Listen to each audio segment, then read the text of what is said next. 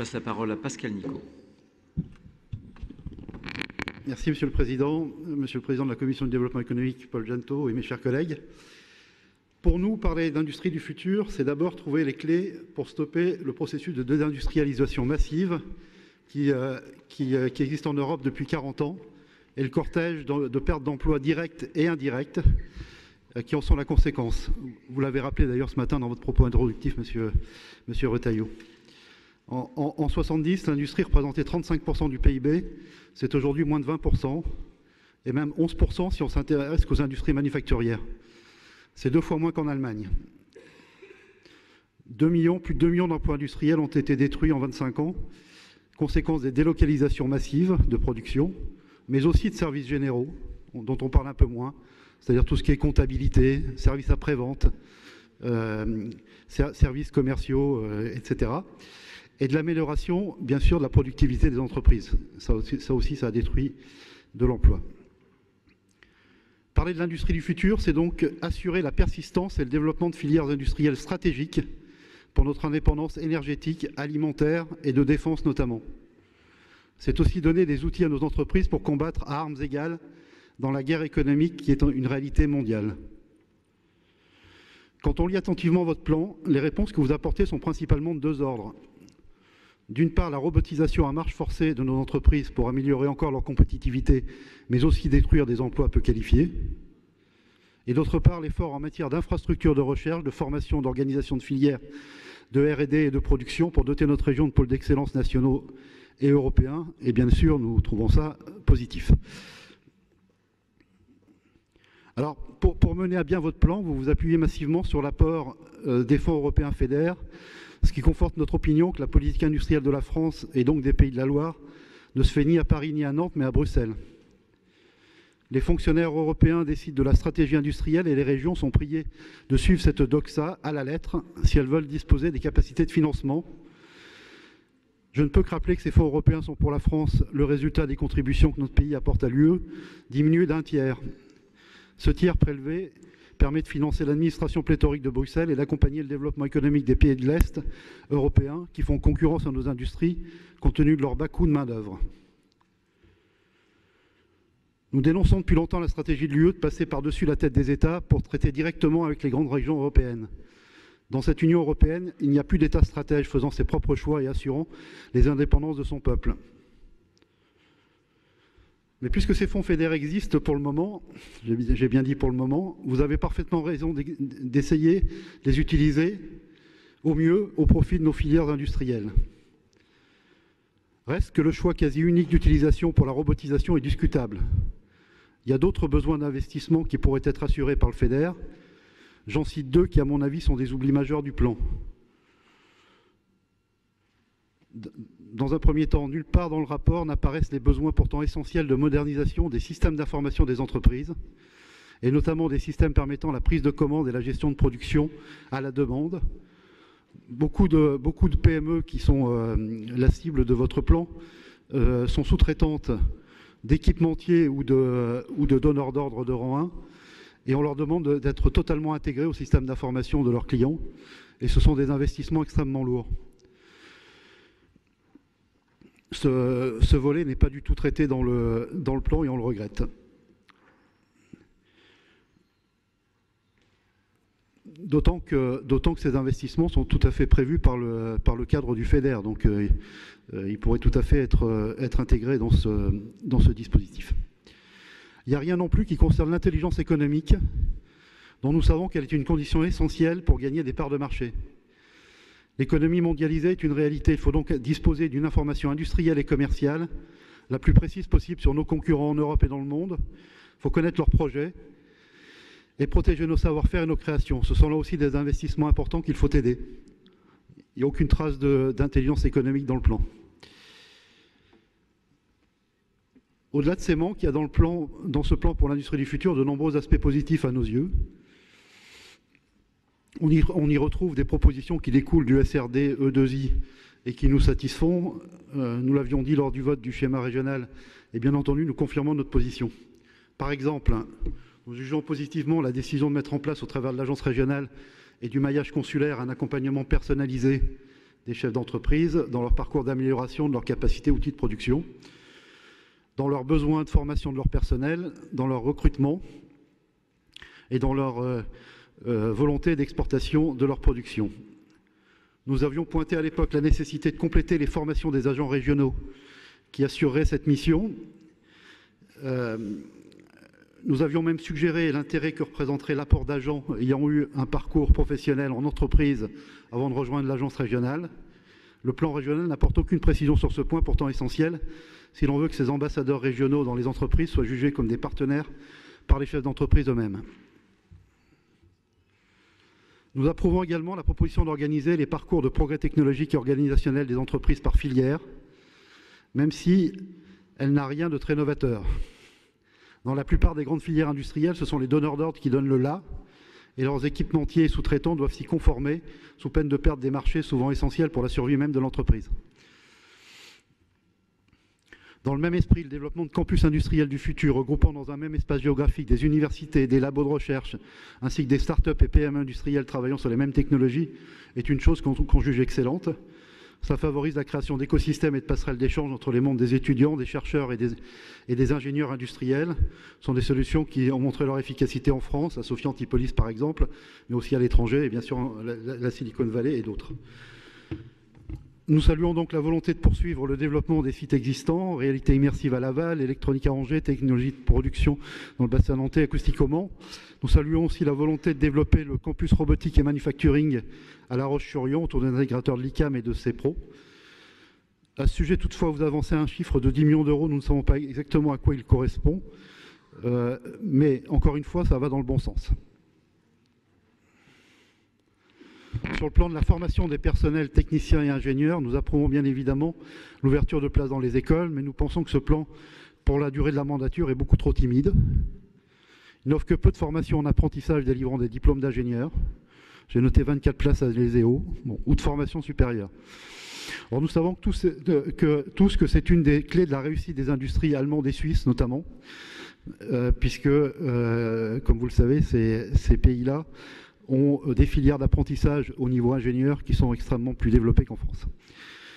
Nous aimerions donc que la région aille plus loin et plus vite dans cette direction, qui avait pourtant été évoquée au moment du Grenelle de l'apprentissage. Enfin, l'affirmation de la nécessité de soutenir et d'amplifier les programmes régionaux de recherche recueille notre approbation, comme celle de la totalité des élus de cette Assemblée, je crois. Nous avons approuvé votre décision d'auditer ces investissements pour s'assurer de la bonne utilisation de l'argent public. Nous comprenons en filigrane que cette réserve de début de mandat est en passe d'être levée. Vous allez donc apporter les crédits nécessaires à la poursuite des travaux engagés, CEATEC, IRT Jules Verne, même si aucune garantie sur ce point ne semble affichée dans le plan. Le projet Arthur d'atelier du futur, porté par l'École centrale de Nantes, cofinancé par la région autour d'1 million d'euros, est également apporté au crédit du plan, même si le crédit alloué nous semble assez modeste. Alors, j'ai salué ces initiatives et ces propositions qui allaient dans le bon sens. Je voudrais toutefois exprimer quelques regrets et aussi quelques suggestions. Il est nullement fait référence, Pascal Gana en parlait tout à l'heure, au besoin de renforcer la force de vente commerciale des entreprises, qui est pourtant un des freins majeurs de notre industrie sur le marché national et surtout à l'export. Les entreprises ont besoin de vendeurs, formés aux techniques commerciales modernes et possédant parfaitement l'anglais. Ouvrons des formations supérieures, pourquoi pas en apprentissage, pour former les commerciaux dont les entreprises ont besoin. Le plan insiste sur la nécessité de moderniser les capacités de production et d'innover pour offrir les meilleurs produits. Encore faut-il des commerciaux pour les vendre. Nous avons par ailleurs relevé des confusions entre les démarches de modernisation de la capacité de production de l'entreprise et des démarches d'innovation de son offre de produits. Ainsi, le parcours de modernisation qui est présenté dans le rapport mélange à notre avis les deux sujets. L'innovation et la recherche et développement qui y est associée sont déjà financés au travers du dispositif Crédit Impôt Recherche. Ce dispositif d'État fonctionne bien, même s'il est parfois détourné de son objectif.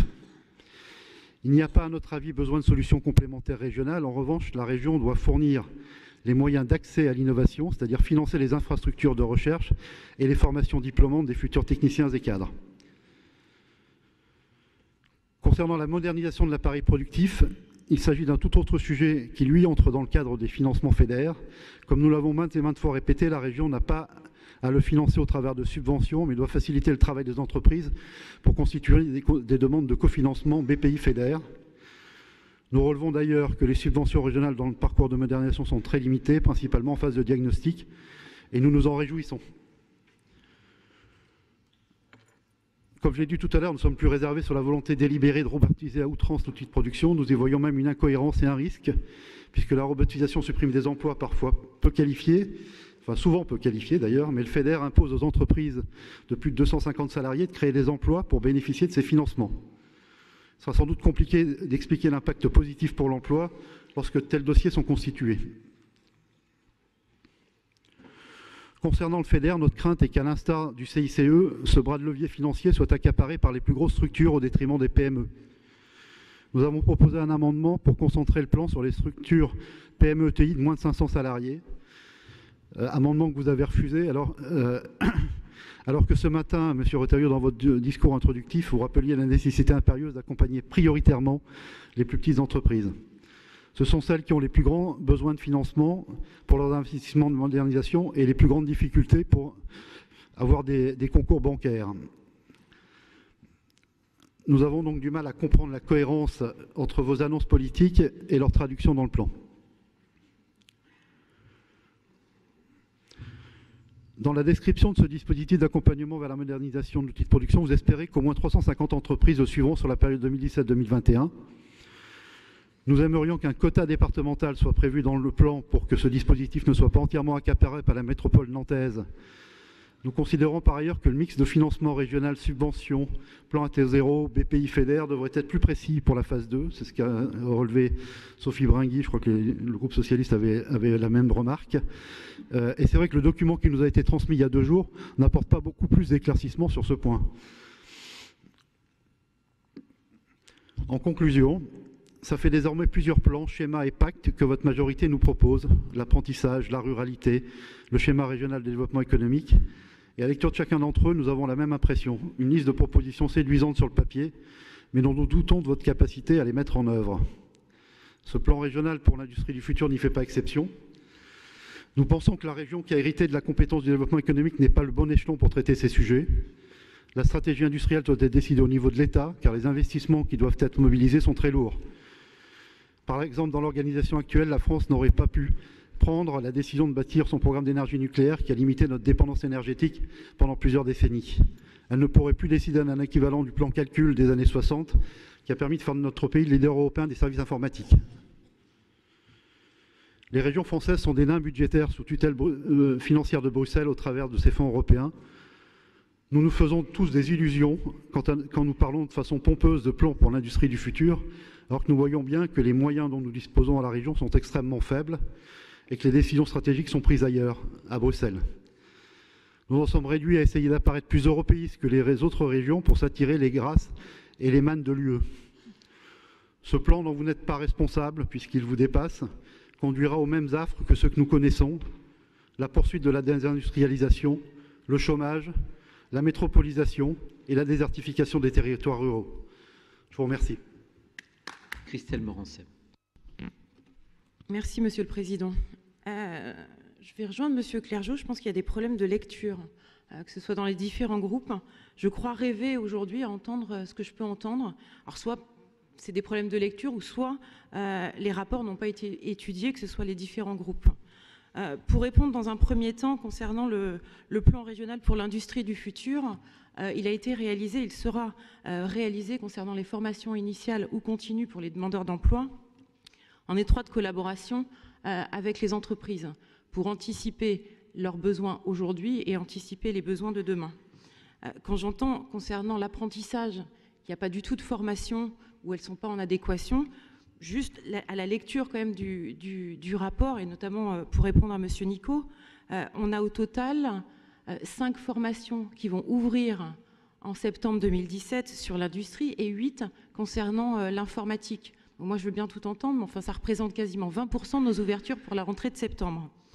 Concernant les formations continues des demandeurs d'emploi, dans le programme de formation qualifiante Visa Métier, soumise à l'appel d'offres, et la région fait un effort significatif dans ce domaine, puisqu'on est à plus de 20% concernant le domaine de l'industrie ou du numérique. Donc on est totalement en adéquation par rapport au plan régional de l'industrie et par rapport aux demandes de demain. Je voudrais également répondre concernant votre première intervention sur les bilans. Les chiffres que vous annoncez, je pense qu'il y a vraiment un gros problème de lecture. Moi, je vais vous donner les résultats. Je les ai là sous les yeux. Concernant vos programmes, je m'oriente, je me prépare. C'est 20% d'accès à l'emploi. Et ce n'est pas l'objectif premier de ce dispositif. L'objectif premier, c'est d'aller vers la formation. Ça représente 28% de taux d'accès à la formation. Concernant le programme Je me qualifie, 46% d'accès à l'emploi.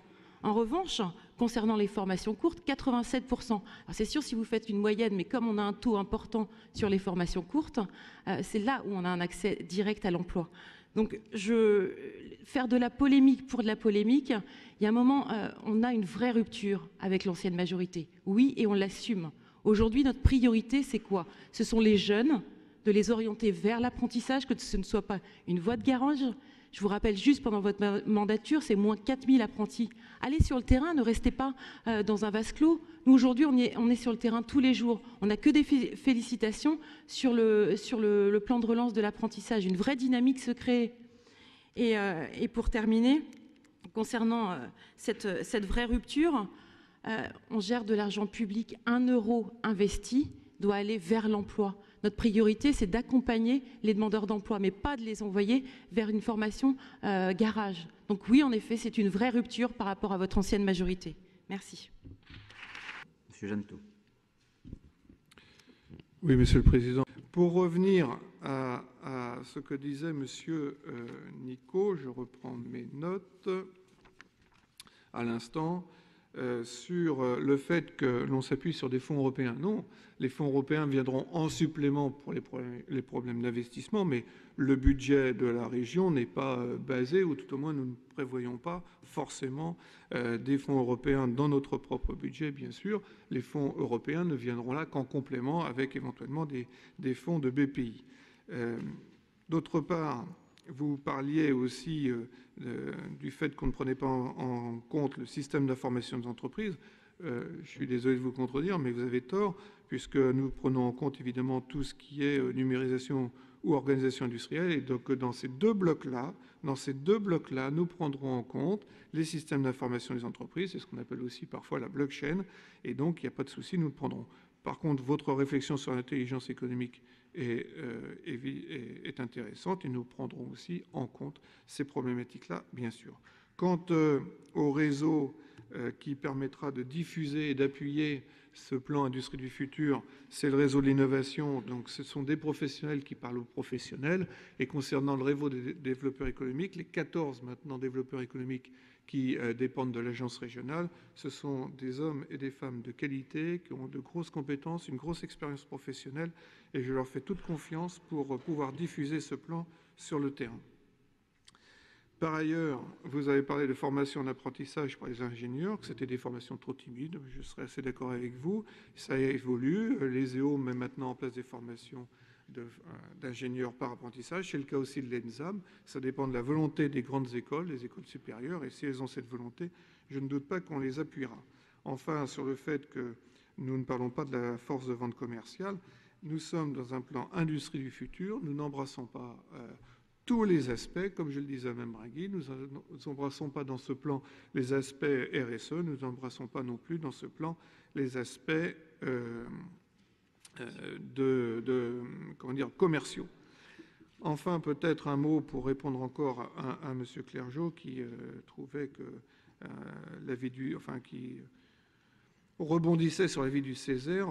Effectivement, c'est un avis, le Césaire, hein, mais moi, ce qui m'importe réellement, c'est l'avis des entreprises et ce que pensent les chefs d'entreprise. Et c'est avec eux que nous avons concerté. Quand on dit qu'il n'y a pas eu de concertation, Stéphanie Well a tout à fait raison. Nous avons passé pratiquement 1 an à concerter avec des chefs d'entreprise. Nous avons rencontré, dans le cadre du schéma régional, plus de 450 chefs d'entreprise, plus de 900 acteurs de développement économique. Évidemment que nous avons profité aussi de cette période-là pour concerter sur des sujets larges et variés, et que ce plan Industrie du futur, qui est le prolongement du schéma régional. Le schéma régional contenait déjà les prémices de ce plan. Eh bien, ce plan se nourrit de cette concertation très large. Et d'ailleurs, nous avions réuni aussi toute une journée de travail avec des chefs d'entreprise le 30 janvier dernier. Donc dire qu'il n'y a pas eu de concertation est quand même quelque chose qui me semble relativement excessif. Nous avons concerté aussi, bien sûr, avec le CETIM, avec le CDM, avec le MC2. Ce que je voulais vous dire aussi, M. Clergeau, c'est que le concours aux résolutions, ça fonctionne. Stéphanie Wall l'a dit. C'est un concours, c'est un appel à solution sur la croissance bleue. C'est un peu normal quand même que le Grand Port puisse répondre sur ce thème-là. On parle de croissance bleue. Ça me semble normal qu'une criée réponde sur ce thème-là. C'est une activité économique très importante, une criée dans un port. Ce n'est pas Christophe Priou qui me contredira, ni Lydie Bernard qui a cette politique-là en charge. Et puis, il y a un certain nombre de PME qui ont répondu aussi. Donc, c'est un concours qui a bien fonctionné et nous allons lancer d'autres appels à solutions. Alors, pour conclure peut-être d'un mot, Monsieur le Président, vous disiez, Monsieur Clergeau, que ce rapport engendrait une certaine frustration. Moi, à vous entendre ce matin, j'ai l'impression que c'est vous plutôt qui êtes frustré, qui avez une certaine frustration, et votre énervement, vos propos assez violents tout à l'heure m'ont fait penser qu'effectivement, vous génériez une certaine frustration dans la mesure où, effectivement, les plans que nous avons mis en place commencent à porter leurs fruits. C'est le Grenelle de l'apprentissage, c'est plus de 1500 apprentis, c'est le pacte pour la ruralité avec plus de 150 communes qui ont déjà répondu positivement. Ce sont les assises agri-agro de notre terre à notre table, c'est le plan de soutien à l'agriculture, c'est la feuille de route de la transition énergétique, c'est encore le schéma régional de développement économique, et tout ça commence à porter ses fruits. Et moi, j'ai des retours très positifs. J'ai des mails d'ailleurs que je tiens à votre disposition de chefs d'entreprise qui sont satisfaits de la façon dont nous travaillons avec eux, dont nous sommes à l'écoute et dont nous sommes réactifs avec eux. Et moi, je pense qu'à trop vouloir critiquer, il me revenait en tête tout à l'heure en vous entendant, Monsieur Clergeau, à la fois sur votre propos liminaire et à la fois sur ce plan pour l'industrie du futur, il me revenait en tête cette fameuse phrase de Talleyrand que tout ce qui est excessif est insignifiant. Je vous remercie, Monsieur le Président.